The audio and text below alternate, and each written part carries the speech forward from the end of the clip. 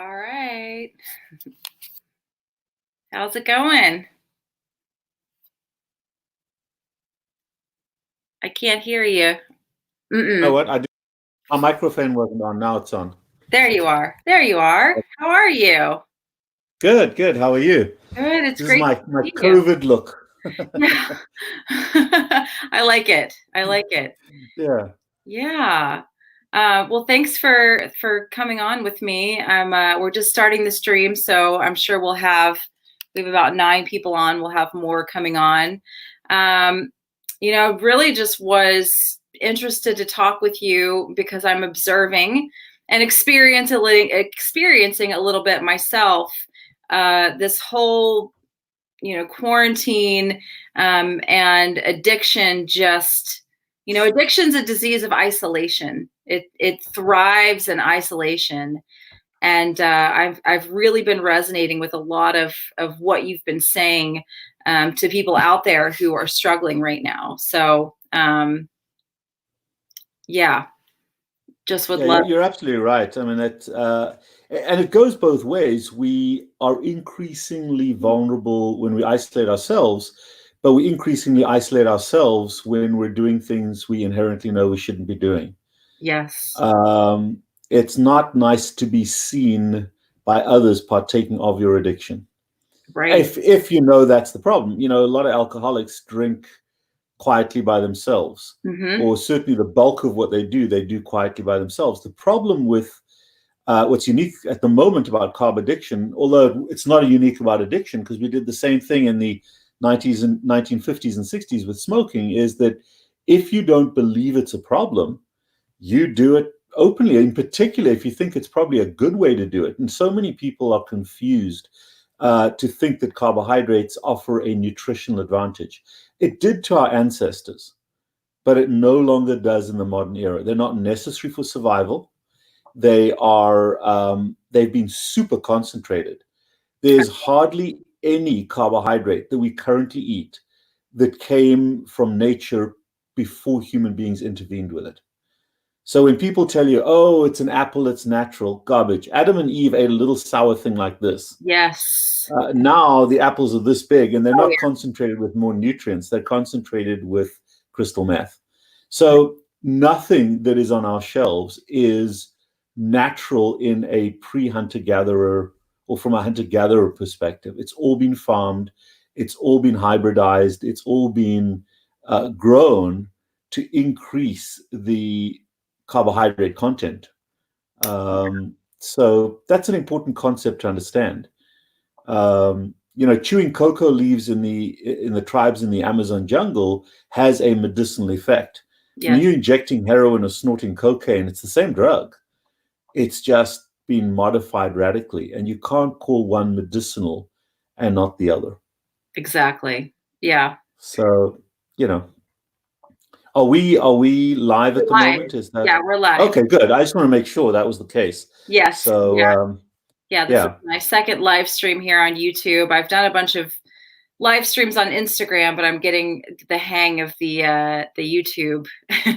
The YouTube. Right. Yeah. I've done quite a few of these now, and it's always a cool forum because when people are isolated, this is a great way to connect with people, and that's what I've been doing all day long. Is a bunch of consults all over the world, Wow. and it's really nice to connect with people because as you said, you can isolate yourself and revert back to old behaviors, Yeah.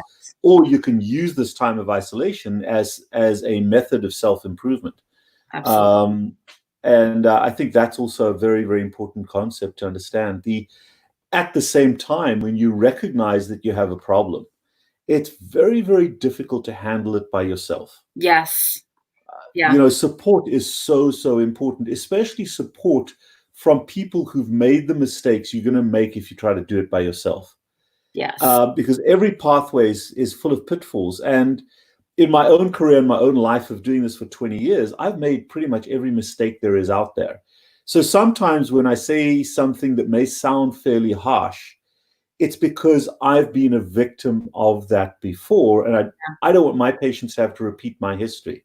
Yeah. But it's not personal. It's not see one, do one, teach one. It's also being observant of the pitfalls that a lot of our patients have made themselves. And one of the classic things when you go on a keto diet is, number one, to fail to recognize the emotional value that carbohydrates actually have for you. Yes. You can understand this up and down about the nutritional aspects, but we fail to recognize it as a dysfunctional coping strategy for people that are relatively deficient in effective emotion management skills and strategies. So, that's a piece of it. And in addiction management, as opposed to diets, excuse me, it's all about removal and replacement. And the replacement has to be more powerful than what you remove. Yes. If it isn't, when push comes to shove, you're going to revert back to the old way of doing business. Absolutely. But if you've got something more pleasant, more pleasurable, more upfront in your head that you use every day, you're going to default there. Yeah. Rather than that. And that's tough. That's tough to do. Yeah. So there is no endpoint in addiction management. It's an ongoing pursuit of improvement. Absolutely. The statement I've been using a lot for people recently, and statements come into my head, they stay there for a little while and they move on, is you've heard of the Dalai Lama, or the Dalai Lama, as they say in American. Okay. Would you say that he is an expert at meditation? I would say so. I would think so. Yeah. Okay. If you asked him, are you an expert at meditation? I'd love to meet him one day. Not sure that'll ever happen. But if you asked him, are you an expert at meditation? My prediction, he'd say, absolutely not. I'm just a student. Because as long as you're studying, you're continuously improving. There's always more to be learned. When you declare yourself to be an expert, that's it. I'm done. I'm the expert. I know everything. Right. And I think it is pretty easy to quit eating carbohydrates. It's pretty easy to stop drinking alcohol on any given day. But it takes the rest of your life to be a student of why you drank or why you ate carbohydrates in the first place, and focus on the replacement. That introspection and that replacement, you'll never, ever be an expert. And the day you think, hey, I got this, I'm done. Right. That's the day you've begun to fail. That's when I tell the story a lot. I just did a video on YouTube about a week ago that I put out where I actually kind of laid it out for people, my whole addiction story. And one thing that I tell people, and I'm the same way I know now with food, is that I went a period of 4 years without a drink of alcohol. And that's after it was established I had a problem with alcohol. I didn't need to be drinking it. So I went 4 years without it. Decided I was going to cut back on recovery meetings. I didn't need them. I didn't want to be around those people. I had better things to do. And within 6 months, I had a really bad day. I'd had a lot of bad days, a lot of bad things, and my depression was kicking in. And so since I was not doing anything to manage my addiction, I had no recovery program, period. I just was living my life. That bad day turned into, well, let me go to the store and get a bottle of wine, and I'll just have one glass, which of course was a whole bottle. And, oh, well, I'll go back to recovery tomorrow was the thing I said after the first glass. While I was pouring the second glass, I didn't return to recovery for a full year, and talking to a lot of other people in recovery, I feel very fortunate that it was only a year that I was out there ruining my life and drinking on a daily basis, because it was never, and I know that I'm the same way with carbohydrate, with sugar. If I decide to have dessert one night, it's going to turn into a week or a month, or I don't know how long. My brain operates the exact same way. But I feel fortunate that I was only out drinking for a year and that nothing catastrophic happened. I didn't lose my marriage or my family. But it taught me an important lesson. Now I've got 3.5+ years back without a drink, but it just taught me the lesson of, like, once I put the substance in my body, I lose control. I would tell you that you've lost control when you start thinking about it. It happens before, because really what you're wrestling with in addiction management is the word permission. Yes. And you shouldn't drink, But there's this huge distortion of reality that you're so good at. Well, not you personally, but every addict is Yes. at, I know I shouldn't in my conscious brain, but my subconscious brain is totally obsessed with relief of emotional tension. Yes. And it goes down this pathway of validation and justification and minimization and trivialization and rationalization to the point that you grant yourself permission in a very assumably tightly controlled, I'm just going to have that one glass, I'm just going to have one bite. Yes. And once you've crossed that threshold of permission, that's it. End Yeah. of story. But the point is, no addict quits the first time. No, we all trip up, we all fail. And the goal here is to pick yourself up each time. And the sooner you recognize and own the mistake, the sooner you can get back on track. And as you've just pointed out, it is very difficult to have that ownership yourself when you've distorted reality. And that's why support and having a program and having a rehab type atmosphere, maybe even having a sponsor or a loved one that knows you better than you do, is so valuable, because they're going to see it before you see it. They may not know that you're drinking again. They may not know that you're eating carbohydrates, but they know there's a problem. Oh, my husband knows the look in my eyes when I've had carbohydrate or I mean, he's like, you've got that look. What have you eaten? Like, he knows now. We've been together for 15 plus years now. So he gets it. And they know the cues. Yeah, they do. And you know, that's I see a lot of my patients have bipolar disorder or bipolar diagnoses, and I'm not a psychiatrist by any means. But one of the contracts, one of the things that we contract with them about is, look, you're on medication. This is a chemical problem that you have. Depression, anxiety may or may not be overcomable, but bipolar disease is an organic disease of the brain. It is, you can live with it. But the contract I have is, look, you're stable on your medication. You have this additional carbohydrate addiction. I don't want your bipolar disease to interfere with your management of your addiction. So what I'd like you to do is, number one, take your medication.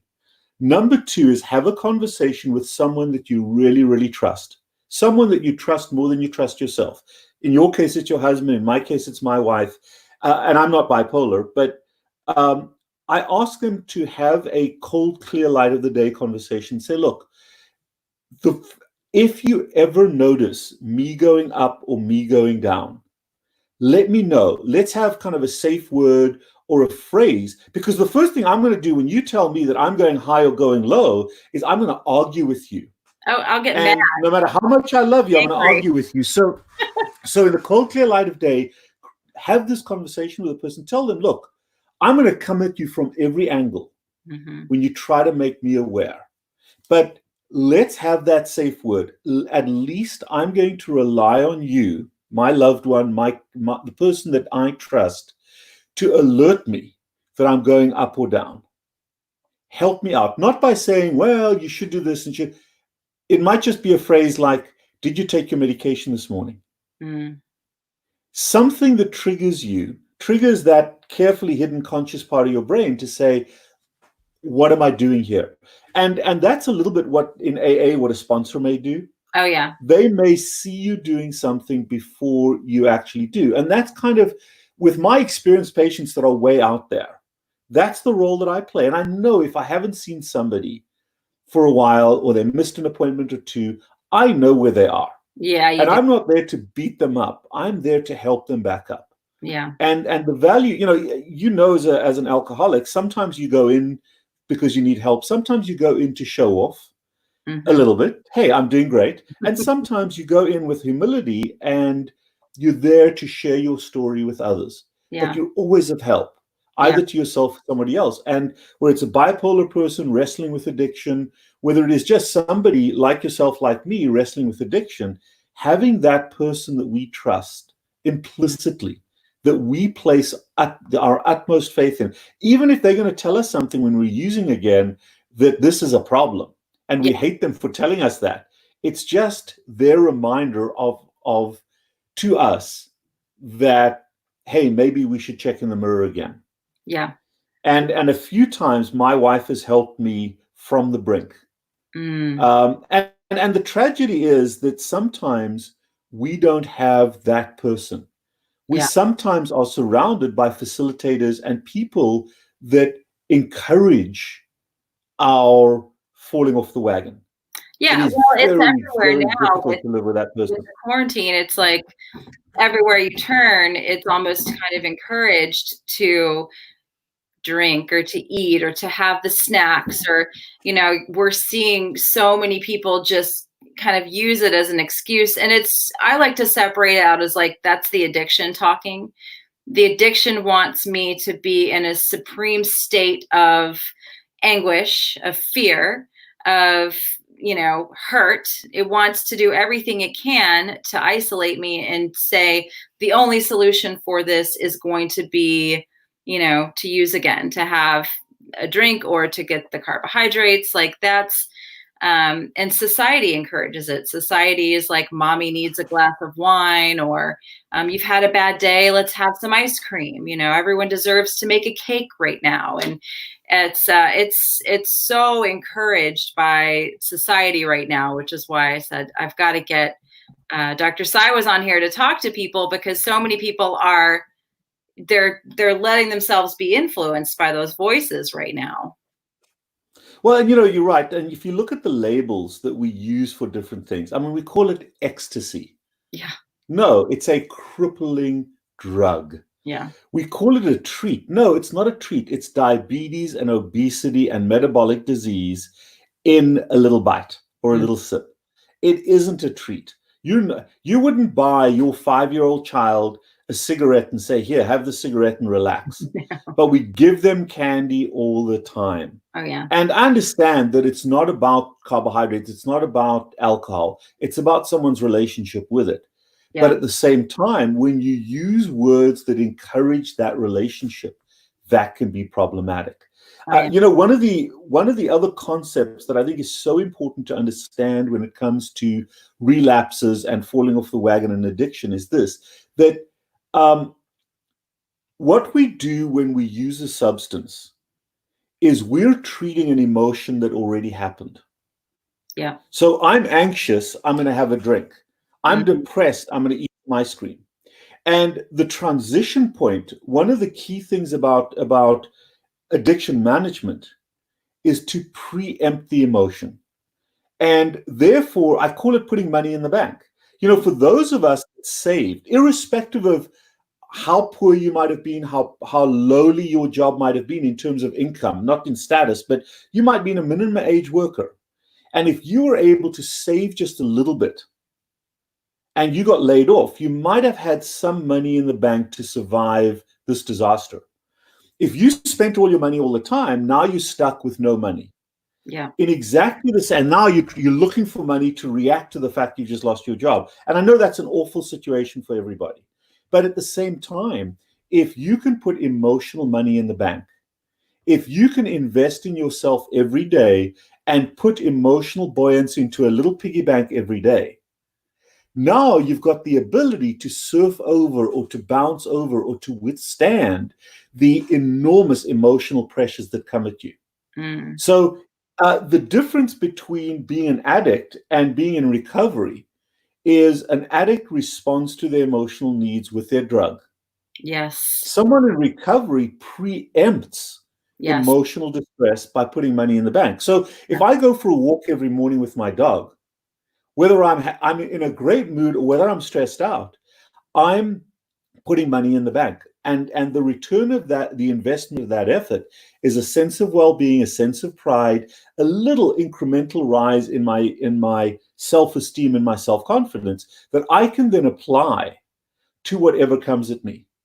Yeah. If I either don't do that or I'm using again, I'm reacting to my emotions. And it's preemptive strikes versus taking care of the emotion when you're already all tense and stressed out. Yeah. And I think it's so important to build up a repertoire of things that we do ritualistically every day. Yes. Whether it is sipping my coffee that used to be a Coke and M&Ms, for you it used to have been a glass of wine, whatever that may be, ritualistically putting things into play in our lives in a preemptive fashion and consciously forcing ourselves to do them. Yes. Until they become the space we have to go to for emotional reprieve. Yeah, And I that's coach a so little bit, important. people who are kind of going through food addiction. I've started doing a little more coaching. And one thing I always have them to do is to have a daily routine. And I set that up for them. Every morning, you're going to do these things. Before you go to bed, you're going to do these things.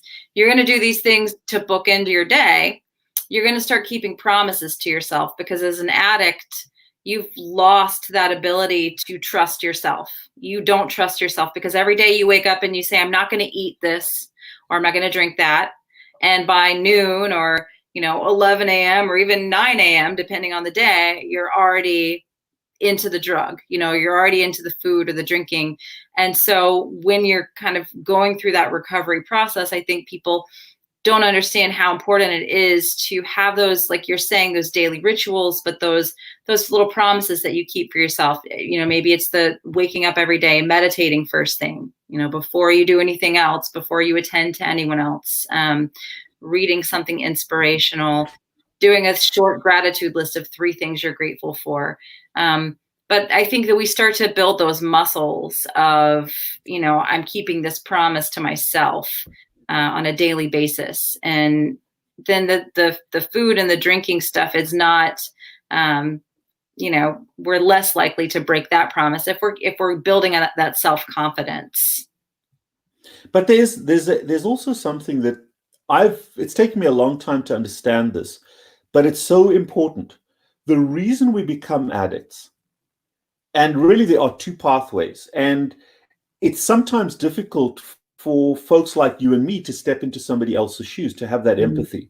But the first thing is that both you and I come from a highly authoritarian background. Yes. What that means is, and that's 50%, not exactly 50%, but half the people that suffer from a vulnerability to addictive behavior come from an authoritarian perspective. And it's very easy for us to do things. It's very easy for us to develop an effort-based emotion management system, to have this intense structure. You've got to keep your promises. You've got to do the problem with that, with us, before we can tell ourselves we have to do certain things, is we have to let go of the outcomes that we assign to everything we do. Because the problem with an authoritarian person is we do not, the dysfunction is that we receive no pleasure from doing something for the sake of the pleasure, because whatever we did wasn't good enough. So if we're going to go for a walk, we don't derive pleasure from it because it's never long enough, fast enough, or far enough. Yeah. And that's what got us into trouble in the first place. We were raised in an authoritarian way, and there was always some ridiculously lofty expectation that was set for anything we ever did. And no matter how much effort we put in, and we're really good at structure and putting effort into things, it was never quite good enough. Yeah. So instead of feeling wonderful about the fact we went for a walk, irrespective of the time or distance, we feel like crap because it wasn't long enough or far enough. And that Fitbit that we wear is telling us how awful we are because we didn't do 10,000 steps. Right. So instead of feeling wonderful from the walk, we feel like crap. And then we have to have some ice cream to make ourselves feel better. Yeah. So before we build an effort-based emotion management system, the introspective part is to set things that do not have measurable outcomes. So one of the things, just a stupid, silly little thing, recognizing that I did for myself, is instead of going for a walk, I take my dog and we go until my dog has pooped. So it takes it out of my hands. Okay, it's a silly little thing, but it might be 5 minutes, it might be an hour. Yeah. And I'll circle back to that in a second, but it takes the quantification of how well I did out of my hands. And I understand that about my personality. You're also an authoritarian person. Oh, yeah. And it is critically, by the way, just along those lines, it's critically important if you're going to help people as a coach, as a physician, especially if you understand the addictive nature of carbohydrates or of addiction in general, is to know which personality background people come from. Because for an authoritarian person, you want to help them to let go of perfection and reconcile in a compassionate way with themselves. You want to help them to dismantle structure. But if you do that to the other group, you destroy them. Yeah. The other group are people that come from a permissive background. where there's an absence of structure. People that come from a permissive background default to the easiest, most readily available high they can possibly get from the behavior or from the substance. They have all the intent in the world to go for that walk. But somewhere between coming home and leashing up the dog, they fall into a tub of ice cream. Yeah. So they have all the intent in the world to do things, but they never execute on the intent. They never put the effort in. And if they never put the effort in, they never reap the reward, which comes on the back end of effort, of feeling good and proud about what they did. So for those folks, it's very difficult to tell them they have to, because that's exactly the problem that they're suffering from. If they could, they would have. Yeah. So when I work with my authoritarian, with my permissive people, I have to find what makes them tick. I have to find one tiny little thing for them to really do. Stuff that you and I would do in a heartbeat without considering it can be an enormous mountain for people from a permissive background. And as a physician, I cannot impose what I want them to do on them. I have to meet them where they are. Yes. And help them forward from that position. And it's so difficult. I'll give you an example. People with type 2 diabetes, by definition, a type 2 diabetic has an out-of-control relationship with a drug called carbohydrates. They are carbohydrate addicts. So that is by definition. Some come from an authoritarian background, some come from an athletic background, and some come from a permissive background. But do you know that less than 25% of patients who have type 2 diabetes, who've been taught to check their blood sugar, actually ever measure their blood sugar? Really? And only about 50 to 60% of type 2 diabetics take their medication like they should. Now, we all know the dangers of DKA and the dangers of lows. And these folks faithfully take their medication without ever checking their blood sugar. Wow. Which is just, to my mind, ludicrous. But to go even simpler, how many people out there are not on a blood pressure medication?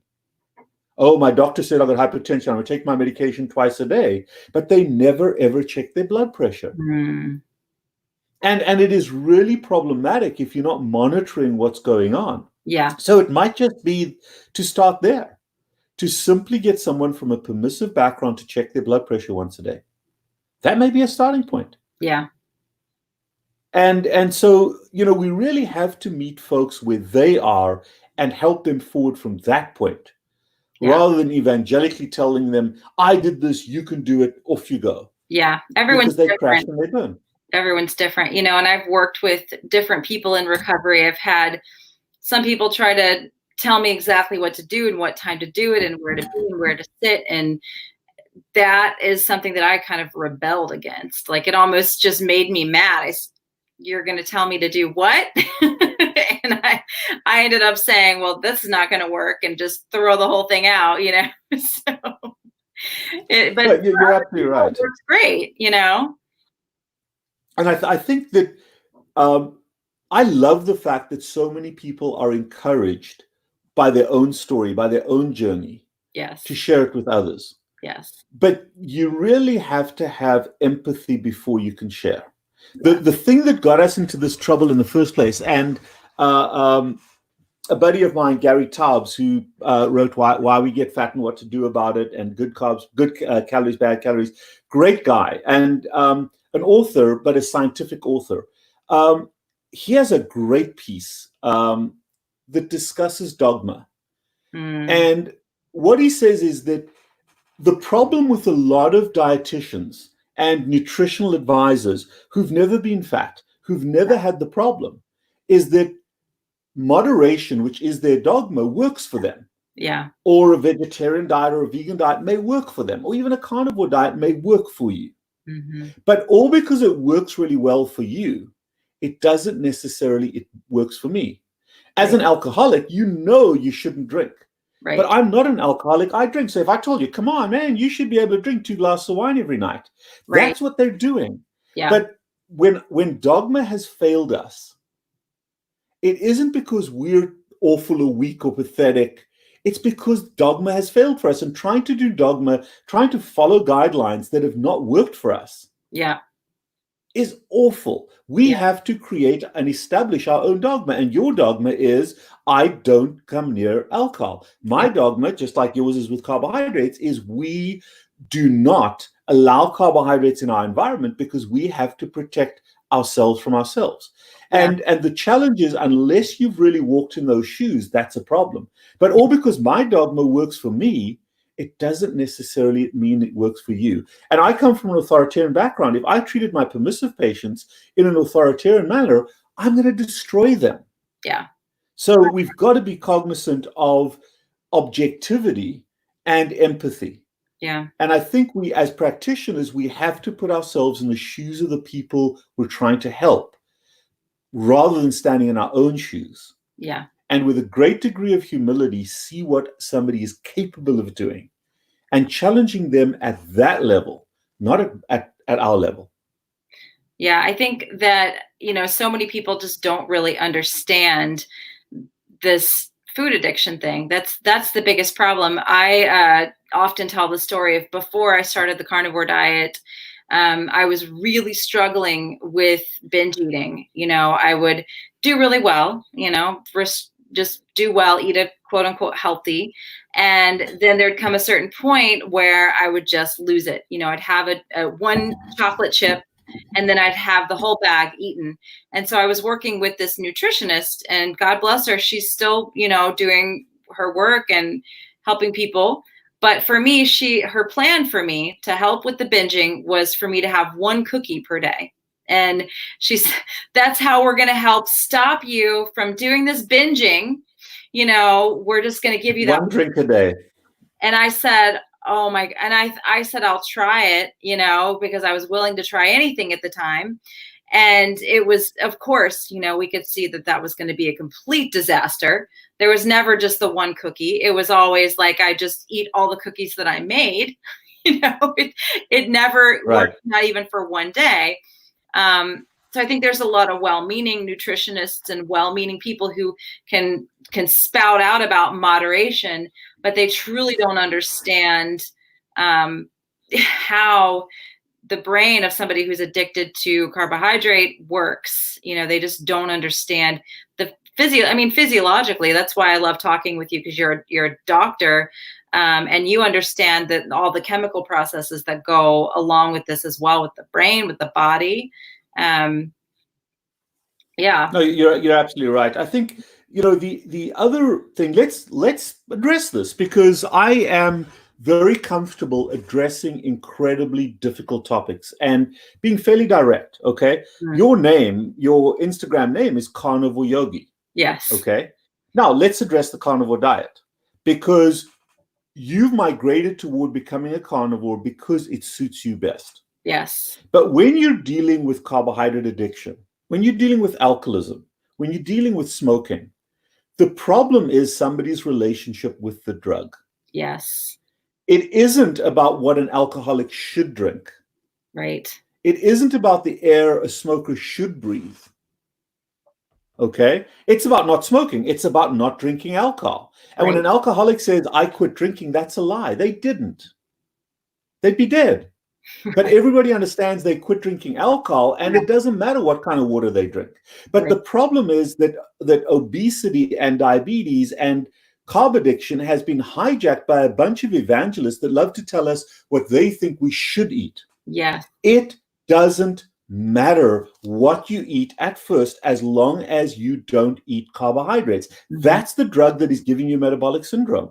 Yes. Once you conquer that, you can figure out not what's healthiest for you, but here's the same statement that I make to my patients. It's what works best for you.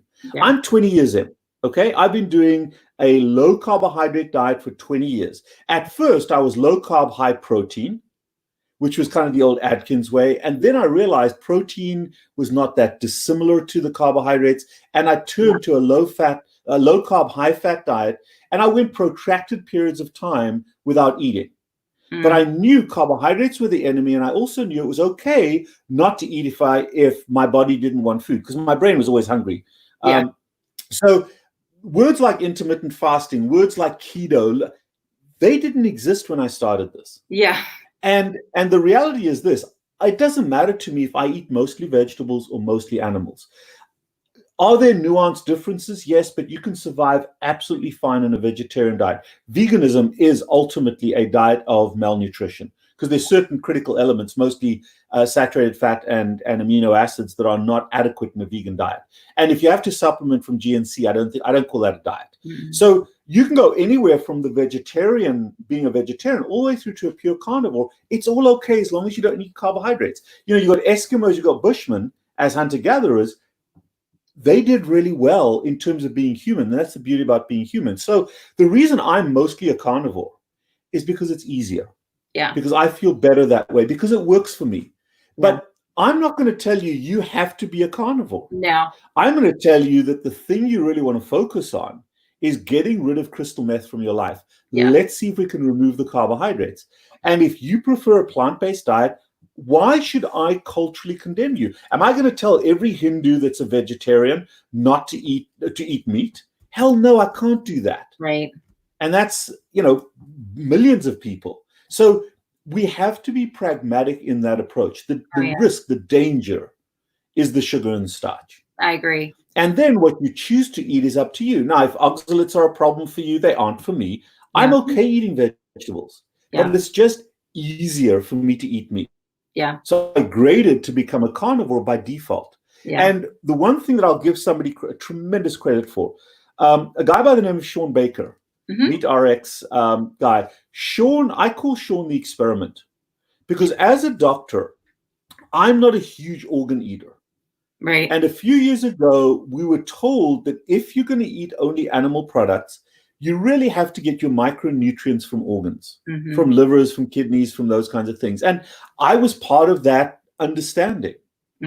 But Sean I call Sean the experiment, and I love him to bits, but he went out there and proved that you can be healthy eating mostly animal flesh. In other words, the muscles and the fat that came with animals, and there's enough nutrition in that to sustain you. So that's part of what helped me to be somewhat comfortable migrating toward the carnivore. Then I did the experiment, and it worked out pretty well. I also had to reconcile the loss of fiber from my diet, which is so easy to understand now. Yeah. Fiber is not necessary for normal bowel movements. It helps, but it's not necessary for normal bowel movements. Cows need fiber, lions don't. So there are, and I always ask myself is, how does this work biologically? Yes. Now, the one thing I'll tell you, don't quit carbohydrates today and go straight on a carnivore diet. No, not a good idea. It's too big a transition. Yeah. Ask Joe Rogan. Yeah. Joe Rogan shat his brains out for 2 weeks before, and he was already on a relatively carb-free diet. So ease into it. If this is going to be the rest of your life, ease into it. But don't feel guilted by the fact that you don't want to be a carnivore. Oh yeah. And it's funny, I've taken a step back from the carnivore diet in the last few months. People that have watched my channel see I've tried to do some different foods, and the goal is to eat a few more plants. Definitely stay off the carbohydrate. And I have thought, oh, maybe I'll change my name and I won't be the carnivore yogi anymore, and just put my real name up there. But I kind of have kept it up there because, because I am a yoga teacher, and a lot of people don't even think about that, but that's a huge part of my life. It's my career. And I want to put the message out there that you can eat meat and you can do yoga, that they're not mutually exclusive. And so that's why I've kept it. But I think I'm in total agreement with you that it's the carbohydrate. And since you and I last talked, I think we last talked in February, we did the last video.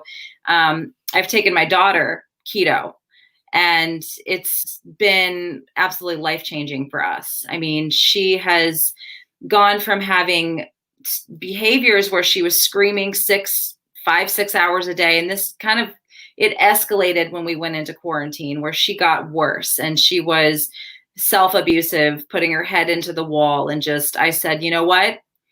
I've heard keto can help these children with behavior problems, and we're just doing it. So I'm kind of learning how to do keto with plants because she can still do the plants and enjoys them. My husband's gone keto also. We got rid of all the fruit, all the carbs out of the house because he still would have his bananas and apples and the fruit. And if you can't have it in the house, because then she'll want it, she'll want to eat the fruit if it's here. And he even tried to hide it in his car. And she would run out in the garage and find the bananas in his car. I mean, it's like she had radar. And I said, you can't, she's keto. She can't have that. So, I've kind of taken a step back a little bit from carnivore and had to have a different perspective because I just see how much that she has blossomed and changed just in the, 3, almost 4 weeks now that she's been keto. It's absolutely amazing. It's been life-changing. So yeah, I think a couple of things. First of all, I love your name. Don't lose it. Okay. But be real, and that's always the thing. When I'm humble about my own fallibility, it resonates with people because if people think that you're iconic, you're perfect, they call bullshit very quickly. Oh yeah. And if I'm real and I say, listen, I'm struggling like everybody else. I have my relapses, but the system that I use to put those checks and balance into play helped me along. I've got good people around me. I'm fortunate. I am very humble and fortunate about the good people I've surrounded myself with, but I've also learned from my own mistakes. And as long as I'm moving forward, I'm moving forward. So that's that personal story. Keep your name, but do what you just did tonight. And what I've loved about you since the first time we talked is how open you are. Mm-hmm. You're very comfortable. And the ability to be vulnerable is one of the most cathartic things for addicts to learn to do. Mm-hmm. We all think we're really good at talking and communicating, but until you can be vulnerable and empathetic, you really aren't. And your vulnerability and your ability to share that story in order to help others is enormous. That's the first part. Do you have alcohol in your house? Oh, hell no. No. Okay, so start. Okay. So here's, but has anybody ever come into your house and said, man, you got no alcohol in your house? What's wrong with you? How can you live like... Nobody does that. No. And yet people come over to our house from time to time and they say, well, where's the bread? We don't even have a toaster. Okay. So it's like, we don't either. But people are, they don't even bat an eye when you say we don't have alcohol in our house. Right. But when you say you don't have carbohydrates in your house, it's like you're trying to poison your child. Oh, well, yeah. So I think that what people need to understand is that the default diet of babies, of children, is a ketogenic diet. Now, in the first 1 or 2 or 3 years of life, and I would argue up to about 4 or 5 years of age, and I'm a pediatric surgeon, a board-certified pediatric surgeon. I deal with babies in utero and in the first few years of life. In utero and in the first 4 to 5 years of life, carbohydrates are essential to children of that age. That's why if you look at breast milk, there is a significant component of sugar in breast milk, but there's also a very high component of saturated fat. Mm-hmm. So that protein is used primarily for tissue building, for tissue repair, as a hormone, as an enzyme. It is not used as a source of calories. But by the time the child's brain is structurally fully formed, by maybe 4 to 5 years of age, that is when they no longer need carbohydrates in their diet. So carbohydrates are essential in small amounts, especially if mixed with fat and protein. And that, if you look at breast milk, that isn't there by mistake. That's there because it's best for us. And you can vary the sugar and the protein and the fat content of your breast milk based on what mom eats. But there's always a percentage of sugar in there. And eventually, the whole purpose of weaning a child off breast milk is to allow them to eat real food. And the real food, whether it's more carnivore-based or more vegetarian-based, it just doesn't matter. But you want to make sure that the components of their diet are replete, which is saturated fat and protein. And the saturated fat protects the protein from being used as a source of calories. Just while we're on that, I know we're off the addiction topic for a second, but protein and fat are necessary both as fuel and as structural components of the human body. Carbohydrates that we consume are exclusively fuel. So if you think of petroleum products in your car, you've got certain petroleum products in your engine that lubricate the engine, that make it function properly. You got oil in the engine, you got grease, you got all those things, and you got gasoline in the tank. They come from the same precursor, which is fossil fuel, but they're very, very different in terms of what they do. And in exactly the same way with the human body, we need certain calories for fuel, but the majority of what we eat should be available as a structural component, not necessarily as a fuel. And we are primarily fueled or designed to be fueled on fat, which builds every cell membrane, but also can be used as ketones. Carbohydrates had a survival advantage millennia ago, but no longer.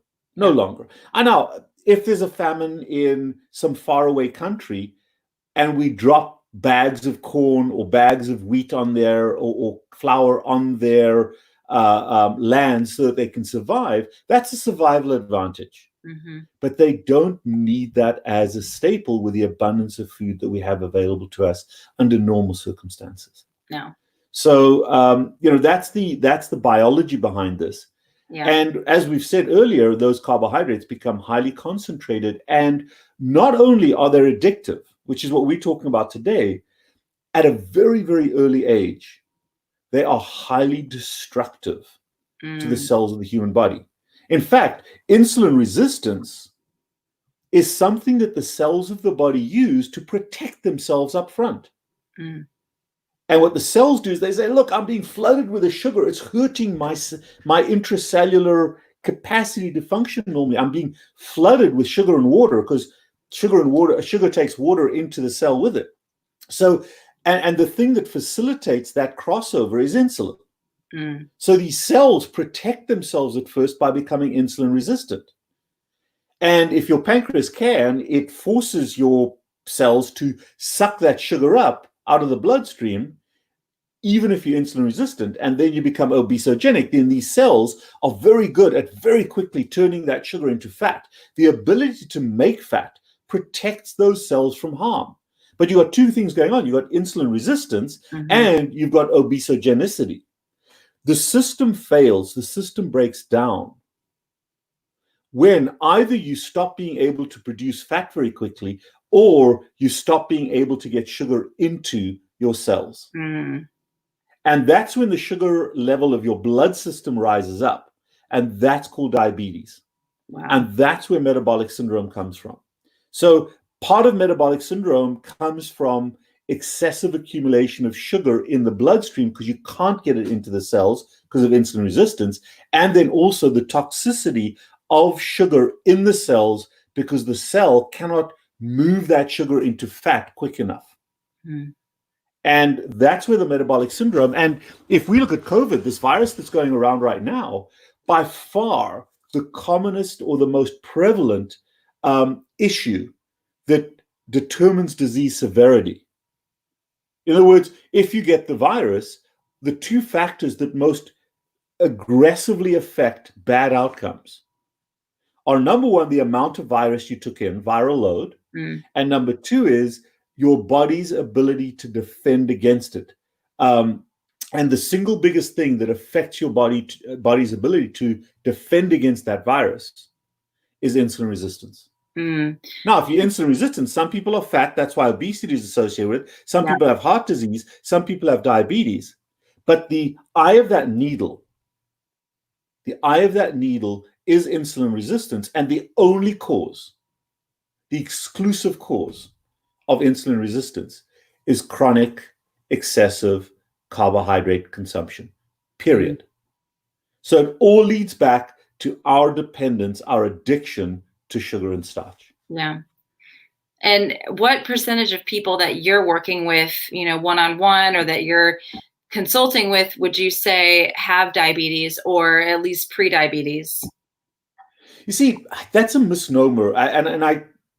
Diabetes is this artificial arbitrary number that we physicians created, at which point we start treatment.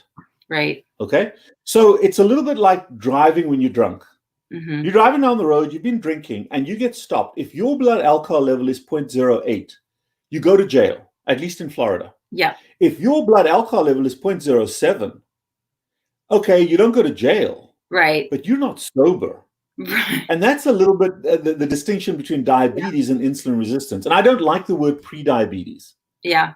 Okay? Because right now, unless you know differently, you are pre-pregnant. Oh, Lord, no. Okay? But you're pre-pregnant because you're not pregnant, but you're probably Right. fertile. Right. So, I just don't like that term. Maybe that's a silly example, but what I prefer is the word insulin resistance. And insulin resistance can ultimately lead to diabetes or obesity, and then eventually they may coalesce. Yeah. So IR is the most important word. Prediabetes just means that you're on the diabetic track rather than the obesogenic track. Yeah. But ultimately, what we have to help people to understand is what their insulin resistance number is before they start accumulating sugar in the bloodstream. How do you measure that? You measure that by testing two numbers, a C-peptide and an insulin. Okay. And people that are insulin resistant may have normal blood sugars or slightly high. They may be somewhere between 90 and 110, 105 at the upper limit of normal. The A1Cs would still be normal because that insulin can force the sugar into their cells so it doesn't accumulate in the bloodstream and damage red blood cells, which is the source. Damaged red blood cells, what we're measuring with A1C. Okay. Red cells that are damaged by sugar. But the insulin, which should be below 4, is maybe 18, 20. I've seen somebody this week whose insulin level was at 78. Oh my gosh. Enormous, but completely normal blood indices. So if their endocrinologist tested them, the guy's A1C was 5.3. Not diabetic at all. His doctor would say, oh, you're fine. Yeah. But when you measure their insulin, you realize, oh my God, the reason he's fine but fat is because genetically he can produce a huge amount of insulin. On the other hand, I've got skinny athletes, endurance runners who are carb loading because they think there's a benefit. Yeah. Who are this big. They're running 30, 40 miles a week. They're burning off all those calories, although that's a kind of garbage statement as well. But their insulin level may be 8, 10, 12, 14, but their A1C is 9, 10, 11. Wow. In other words, they're diabetic. Yeah. Because they had a degree of insulin resistance, but they couldn't produce more insulin to combat all the sugar they're turning in. And, you don't drink 3 glasses of wine and run around the block to sober up. No. But they tell athletes all the time to put this highly toxic substance called carbohydrates in their face, and they can burn it off on the treadmill or burn it off on a run or in the gym. Yeah. Bullshit. It doesn't happen that way. You just can't see it because you burn the calories. Yeah. Well, it doesn't mean you're not suffering the damage in your bloodstream. I did. I ran marathons back in my 20s, 15 years ago. And it was the thing, the night before the marathon, the day before the marathon, you carb load. And I remember being I went to do the Honolulu Marathon, and I had all these pretzels, and I sat in my room and I just ate pretzels all day. And then there was a little pasta the night before, and then you get up and you run the 26.2 miles the next day. And it's just what you do.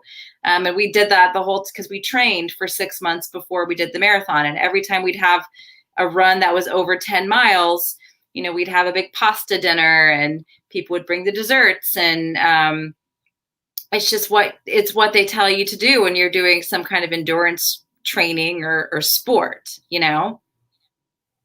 And that's exactly right. When you look at an athlete eating a bunch of carbohydrates, oh, look how healthy he's fueling up. When you look at a fat person eating the same amount of carbohydrates, that's disgusting. How can they eat that stuff? Right. Or you say, oh, look, it's that pasta that made them fat. A buddy of mine, Danny Vega, talks a lot about this. And Danny is muscles upon muscles. And these muscles have muscles. And he's just this super, super nice guy. Yeah. But he makes a great statement a while ago. We were chatting, and he said, when I drive through a McDonald's and I order the fries and the burger, not that he does that anymore. I mean, he's pretty much pure carnivore. Yeah. But he said, when I did that, everybody looked at my body and said, he can burn that off in an instant. Right. But, if my former self, the 300-pounder, drove through that, that's disgusting. Look at him. That's why he's fat. Oh, yeah. And psychologically, that really affects people dramatically in their outlook. But it doesn't mean that skinny athlete or that muscle-bound athlete or that CrossFitter is any healthier than the fattest guy on the street. Yeah. Because drugs are toxic at ingestion. Yes. When they enter your bloodstream, and the key thing about carbohydrates is it doesn't matter how they go in your face. Additives do not make carbohydrates healthy. No. And that's something that we struggle with, because they love to tell us, oh, this has got all these vitamins and minerals and all that. Fortified foods. Yeah. No. Okay. A glass of red wine may have a lot of antioxidants in it, but if you're an alcoholic, it's equally toxic to the glass of whiskey. Yeah. Yeah. And therein lies part of the issue. And there are very, very, very few people on the planet Earth that have a healthy relationship with carbohydrates. Yeah, it's true. It's true. Okay. You may not be fat yet. Yeah. Yeah. And unfortunately, our exposure to carbohydrates, particularly in the United States, you know what I used to say, I moved to this country, God, in 1989, so a long time ago. But what I used to say, and I think this has changed sadly, is that in the rest of the world, you kind of have to go out of your way to become fat. Mm-hmm. But in America, you kind of have to, well, not you kind of, you have to go far out of your way not to be fat. Oh, yeah. Because of the abundance of carbohydrates in every aspect of our food. Oh, yeah. Or so-called food. But that's increasingly getting worse across the world. Yeah. Yeah. I mean, when I took my daughter keto just this last few weeks, the first week was a complete nightmare because she was so addicted to all of her treats and all of her, and she would just ask and ask and ask and ask and ask for fruit, bananas, and like this, that, and the other. And so highly addicted to these sugary foods that I didn't even think they were that bad. Her rice cakes, she was highly addicted to rice cakes, apples. I would sit there and watch her eat 3 apples in a row. I'd watch her eat a pint of blueberries. And so the first week it was like a drug addict coming off of something. And she would not eat. And I would say, okay, I'd put a steak in front of her and some vegetables and there's your dinner, avocado, olives, nice healthy fats. She would just look at me and like, where's the real food, Mom? Like, where's my pasta? Where's my rice? And, it was hard. My husband and I had a hard line. It's like, nope, this is what we're doing. This is good. It's going to be good for her brain. It's going to help her with her emotional regulation. We're just going to have to deal with this. But that first week was like a standoff. And there were meals that she just didn't eat, that they just sat there. And I said, okay, you can try it again at dinner. I'll warm it up for you. Didn't eat it at dinner. Okay. And you have to say she's not going to starve. She'll be okay. And when she's really hungry, she'll eat food because I'm offering food. I'm not offering rice. I'm not offering chips or pretzels or any of those things. And, I think that's a hard thing for people because we're so emotionally tied to those foods, and just. I think you're absolutely right. The first of all, the statistic is that the single largest demographic of new incident of obesity is 2 to 5-year-olds. Yeah. That's the largest growing demographic in terms of obesity. And obviously the undercurrent there is a propensity toward insulin resistance. But at the same time, there are a few ways in which you can engage with kids to help them to understand the harm of the substance. First of all, you should not be consuming it and telling them it's bad for them. Oh yeah, I say, see mommy eating those foods. That's the first thing I would say to her. To see mommy doesn't eat that because it makes me feel bad, and explaining it to her of why she hasn't seen me eat a carbohydrate in over a year because I don't want to feel bad, Right.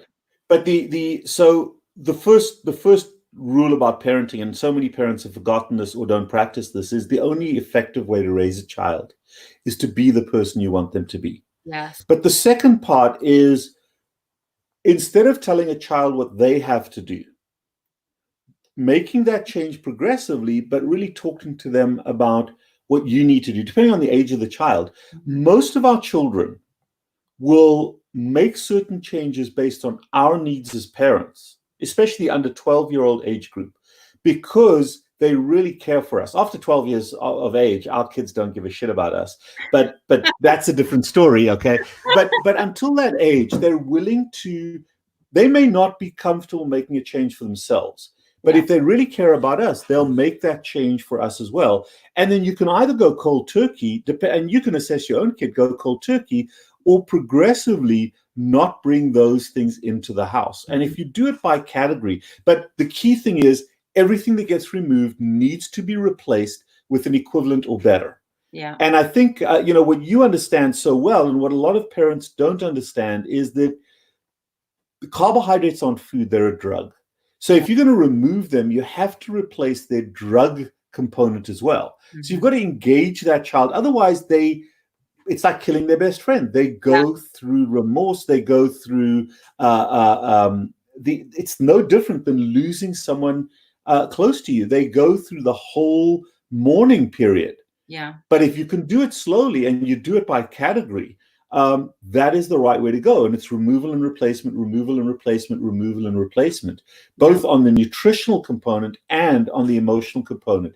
And slowly they'll get it. Some people do better cold turkey. Some people do better category at a time, slowly over time.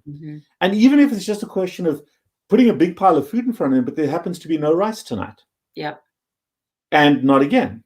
And then maybe the next thing that goes is the mashed potatoes. And then maybe we're not going to have dessert. Let's go and play a game as soon as dinner is done. I play cribbage with my wife. That is our dessert. Yeah, I love that. I love about the games you play with your wife and you guys going on walks, and how that's so vital. That's something that we just want to go into this kind of punishment mode, but we have this great opportunity when we eliminate those really highly addictive substances to reconnect with the people in our lives and to absolutely make these relationships richer. And it's far more important to buy a soccer ball and go outside and kick it with your kids than it is to put them on the team. Yeah. It's far more important to draw with your kids or to love the fun they're having than to tell them how good they are at painting. Because eventually, if they have some standard that they have to perform to, you're basically, and this happened to me with math, you're basically turning every pleasurable, fun, endorphin activating experience into another math test. If you teach them their ABCs before they fall in love with stories, they lose reading as a relaxing thing. And one of the key things, both for us as human beings, as well as for our children, is what I call time pressure. When a child is having fun, let them have fun on their time and let them be done with the fun when they have had enough. Yeah, definitely. If we go out there and we try to teach our kid how to play tennis and they're starting to show signs of irritability, stop, tomorrow's another day. But all too often, just one more, and then they learn to hate it. And guess what? They'll never play in their lives again is tennis. And I'm guilty of that with my own kid, with my own children. I pushed them too hard. 20 years ago, I was that authoritarian father, and I didn't understand it. Didn't understand it in me, didn't understand it in my kids. And thank God my kids have seen my journey and evolved to accept and understand my journey and have been able to make that transition as young teenagers to a certain extent and on also working on that transformation. But I never wanted my kids to end up the way I was, and yet they were on track. Because addiction, the vulnerability to addictive behavior is not genetic. Alcoholism, obesity, they are not genetic. There's no code that codes for obesity. It is behavioral, but it does transition across generations because we get raised a certain way, we become that person, and then we raise our own kids the same way. And it's only with personal introspection that you can break that cycle. And that is so important in raising our kids. Have you ever heard anyone talk about people with obese pets? Obese people have obese pets, and we try to say it's 100% genetic. Well, why is your dog severely overweight? Because you're not related by blood to your dog. So well, some people are. Well, okay. But no, and that's I love that point. I'm going to steal that from you at some stage. Because, or the other thing, the little silly statement that every time I have my cycle, I gain 5 pounds, or it's my thyroid doctor. Yeah, thyroid governs metabolism, but it doesn't govern what you put in your mouth. Right. So what I tell people is, look, if it is your thyroid, or if it is your period, or if it is this medication that you're on, What I want you to do to prove the point to me is bring me video evidence of little hands coming out of your neck while you're asleep, out of your thyroid gland, and picking up cake and putting it in your mouth. If you show me that DVD or that video, and I'm sure some creative person who's bored at home is probably going to make that DVD, but then I'll believe that your thyroid is responsible for your obesity. But no, if you're a smoker, you're smoking more. If you're an alcoholic, you're drinking more. If you're a carbohydrate addict, you're eating more and you're gaining weight. So it isn't about little hands that come out of your vagina and pick up food and put it in your mouth when you're on your period. Right. Yes, there are some subtle fluid shifts that happen. There's sodium fluid shifts, but your body accommodates to that. It is not 5 pounds every month and ends up being 60 pounds at the end of the year. It doesn't work that way. Your body does not work that way. So, but we lock into that because we cannot be introspective of ourselves. Right. Or, it happens to old people. No, it doesn't. I understand why it happened when I got older, because I lost the things that gave me emotional buoyancy. I quit playing my sport that I was immersed in from when I was young, and I loved my sport. And along with my sport went my friends and went all the socializing. And what was left? Carbohydrates. And my sport mitigated against my addiction because I never appeared to be fat. Yeah. I was always a carbohydrate addict, but I ran it off. I played it off. Yeah. And when I quit playing, I played a game called rugby. And when I quit playing rugby, that's when I went from a fighting weight of about 240, which was a Danny Vega muscular weight, to 300 in the space of a few months. Wow. And it happened because I lost everything else, and what was left was my carbohydrate addiction. But that carbohydrate addiction didn't start when I was fat. Right. It had been with me from before I knew that I was human. Right. Because I was raised that way. Yeah. I think a lot of people were. I mean, I certainly was. I grew up in the Snackwell's fat-free era of just as long as it's fat-free, have as much as you like. Have the whole box of cookies because it's fat-free. It's not going to hurt you.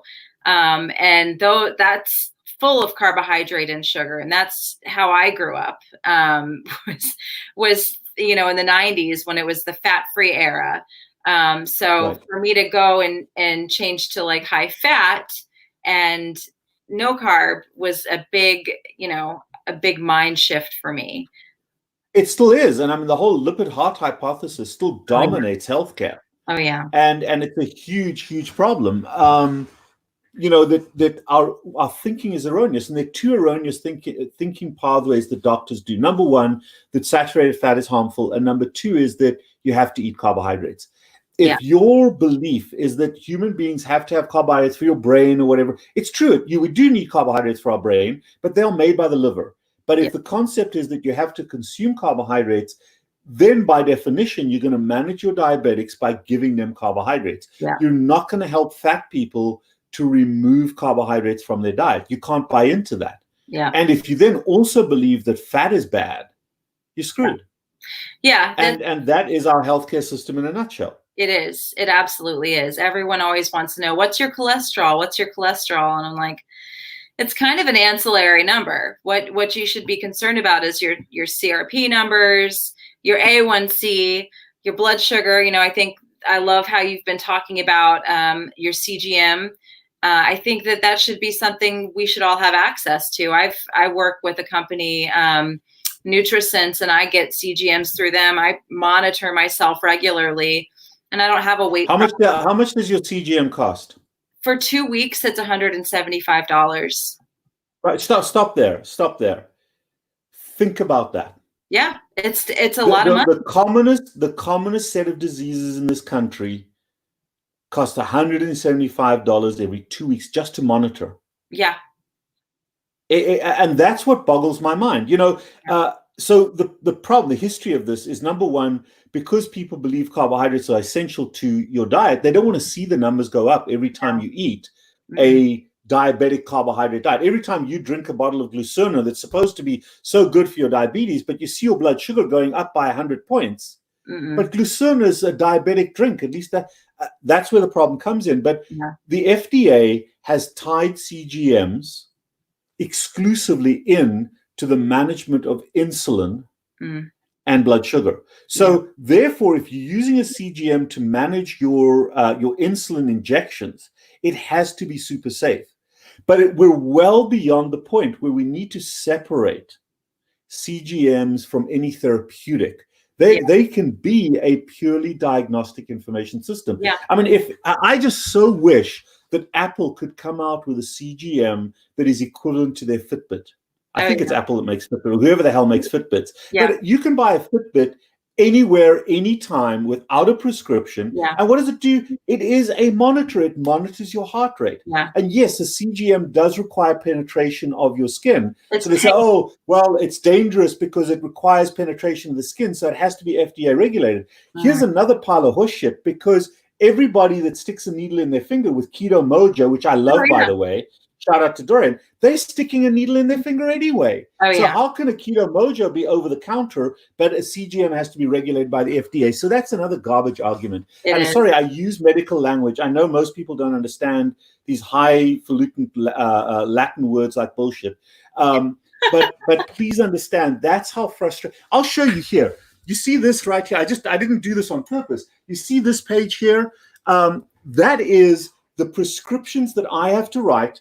And it takes me on average a half an hour to 45 minutes to justify the filling of a prescription by insurance for CGMs. These are CGMs. This is for the Libra.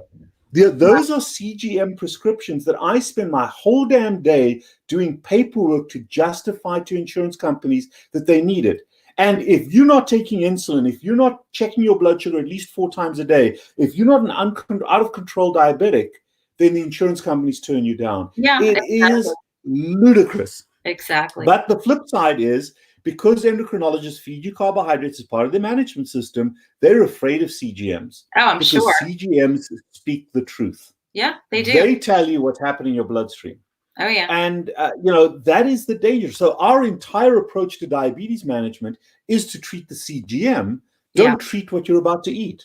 Right. And Richard Bernstein has the first guy to separate carbohydrates from diabetes management. So anybody who's a diabetic needs to read Dr. Richard K. Bernstein's book on how to effectively manage diabetes.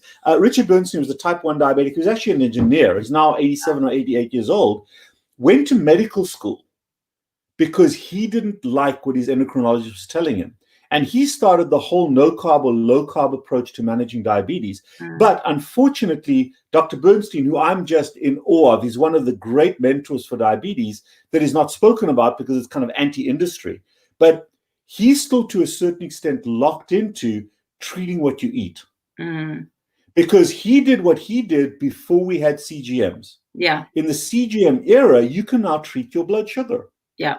Because you get a reading every 5 minutes, and we've got great insulins that'll treat that blood sugar instantly or over a long period of time. So that's our management strategy, but we've got to teach our patients how to do that. Yeah. And we've got to get them a CGM. Sorry, this is my soapbox, but I love it. Just is so upsetting to me that we have this wonderful tool, and everybody should be able to spend the money on a CGM, not on a scale. Yes. But the Dexcom is $1,200 at the cheapest place out of pocket for 3 months. Oh my gosh. You're $175 for 2 weeks. That's ridiculous. Yeah. I can get Libras, I can prescribe Libras, and I have no issue writing the prescription. Yeah. I have no issue writing the prescription for people that have a consultation. Why do I need the consult? Number one, I want to teach them how to do it. And number two is, as a physician, I have to have them as a registered patient to be able to do the prescription. Yeah. Sometimes insurance may happen. That's why I spend all my time doing this paperwork. But sometimes you may need to pay for it out of pocket. And there are some cheaper ways to get it, but it's still ridiculously expensive for a life-saving feedback mechanism. It's very It causes zero harm. Zero harm. I mean, it's literally painless. You stick it on your arm. It's like a little, I don't even feel it. And then I can't even tell I'm wearing it. Okay. It's more painful to stick a needle in your finger. It is. And just think about the statistic that we started with. Less than 25% of type 2 diabetics that walk into my office, so that I now speak to online, ever check their blood sugar. Ever. And yet they're religiously taking their medication, and they've got blood sugars of 300, of 40, all over the map. So and different. they have no clue. So once you have the CGM, then you clue into it, and then we can begin management. Yeah. And it is now, one of the last things I'll tell you about the diabetes stuff is I absolutely love, and I've hated the ADA, the American Diabetes Association, for my entire career. But right now, I absolutely love the new CEO. Oh, yeah. Her name is Tracy Brown. Yes. And she put her own type 2 diabetes into remission by coming off carbohydrates. She's met with Dr. Bernstein. She understands his philosophy, but she's paralyzed by this massive diabetes industry in terms of promoting the agenda. But she is, her handle on Instagram is type 2 CEO. And I just love her. And the beautiful thing about her also, and I know this may not necessarily be politically correct, but I'm going to go there. What I love about her, in addition to her own journey, is she comes from, her background are some of the hardest hitting negative social demographics in terms of those that have been alienated by the healthcare world. She's female and she's African American. And if anybody needs empowerment, it is females and African Americans in terms of empowering themselves in the healthcare system, because the healthcare system is designed for people like me, white males. And it's time that we incorporated everybody in that system. Yeah, I agree. So I love her empowerment. I love what she's done. And she celebrates her own life all the time against the adversity of the ADA. Yeah. So if you want to take umbrage with me, text me, email me. But I believe that needs to be spoken about, not in a discriminatory way, I agree, but in an empowering way. Okay. So I know I've got to get going, but I want to read you something else that I saw on my wall here as I turned around, and I think this will resonate with you. But this is one of the most powerful sayings or little statements in my life, and I'm going to read it to you. You'll recognize it, and I've modified it a little bit to suit my addiction.